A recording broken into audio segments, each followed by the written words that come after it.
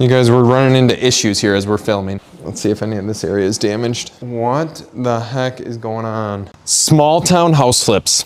Are they a good idea? Are they a bad idea? Do you make money? Do you lose money? We are gonna go over all those topics in this video. We're gonna tour you through a flip house that we are just wrapping up. It's going to be sold here in the very near future, but come on in. Let's take a peek around, check this place out.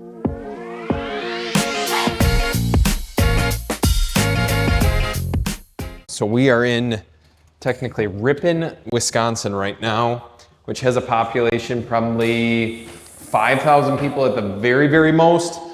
In this particular place, I'm gonna give you a background story on it prior to giving you the full-fledged tour. But this house, we bought it, inherited property. So hit those probate leads, hit those inherited property transfers or transfer on death deeds.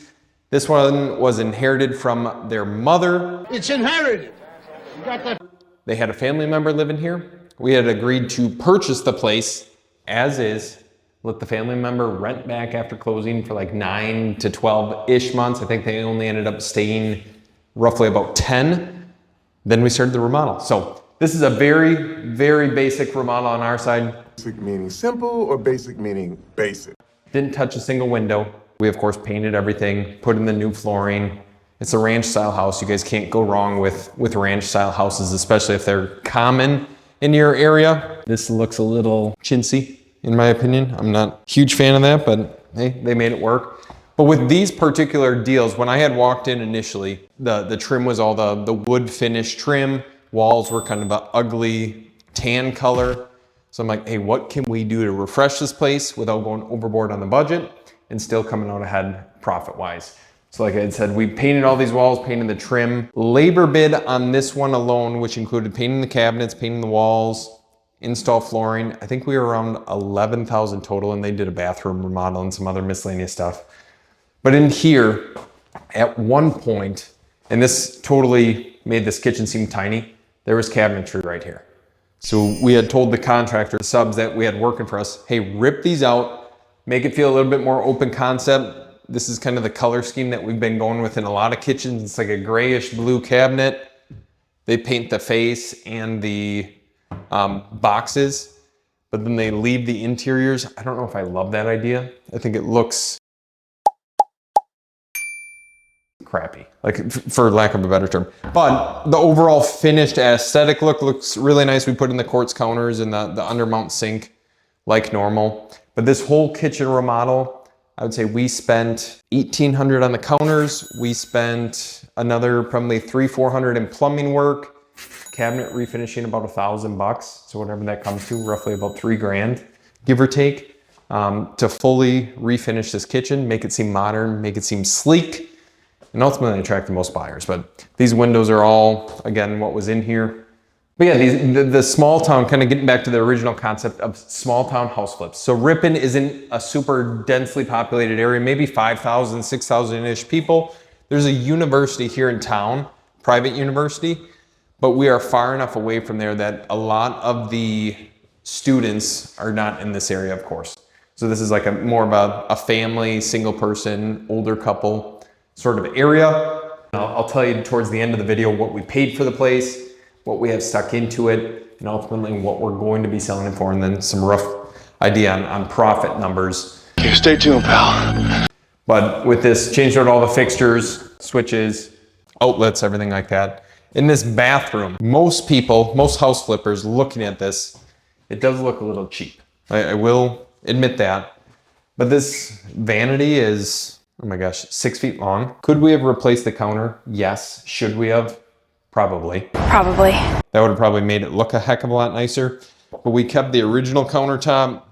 They replaced this. I don't know, they didn't even replace this. I wish they would have. This looks just ugly. But it is a recessed into the wall. So, and then we had them put in a whole new tub and tub surround. So again, in here we were maybe all in $2,500 at the very, very most to do all this work. And it was those same contractors that we subbed out to do all the flooring and painting and everything. So they knocked this out within roughly 3-ish weeks, give or take. So it was a quick project for them. And with these smaller market house flips, people don't necessarily expect brand new product when you're taking it back to the market. Like if it's a flip house, it's not saying that we're doing a cheap job on the remodel. Not cheap. But a cost-effective job, because if you start changing out all of these like hinges and door fixtures, handles, everything like that, you don't end up getting your money out of it, at least in the small towns. So we try to save costs wherever possible while still bringing a halfway decent product back to the market. And if you start going overboard, you can see your rehab profits dwindle more and more, and then you consider why you're even doing a renovation to begin with. So it's 3-bedroom, 1-bath ranch. So we had to come outside to get some reception here, but we had an initial purchase price on this place, $124,500. We rented it for $1,200 to $1,400 per month. I can't remember specifically. So we just had our basic costs covered. It wasn't cash flowing at all. It was pretty much break even. But in my mind, I'm like, okay, let's think of the long term. Think of basically 12 months from the time that we purchased this place, we can capitalize on it. $124,500 purchase, rented it back for the break even. We stuck in $21,000 total to date, and we are reselling for $205,000. So overall, absolutely fantastic project. This is the one thing that if you guys are negotiating back and forth with these owners, see what the pain point is. They probably wouldn't have sold this property to us if we weren't willing to rent it back. And it made their decision that much easier, because it's like, hey, we're a stand-up company, we're local to the area, we're conducting business, we have no issue renting it. And then now, 12 months later, we're able to capitalize on it. We can basically have this as a long-term liability instead of like that short-term taxable event that most people run into.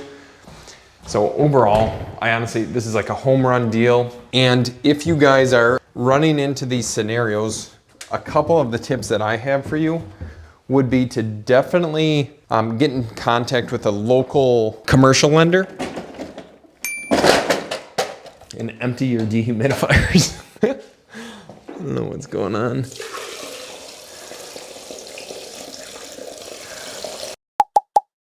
Right in the floor drain. Interesting choices.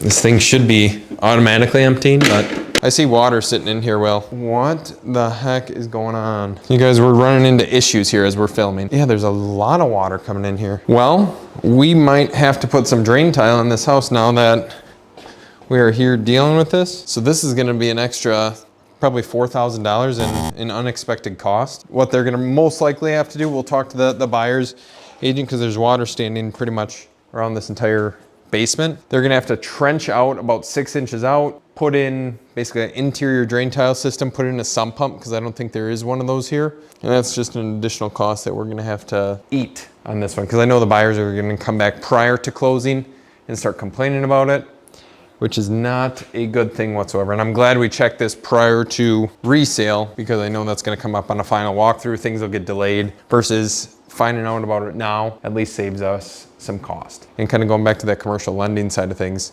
And we're back.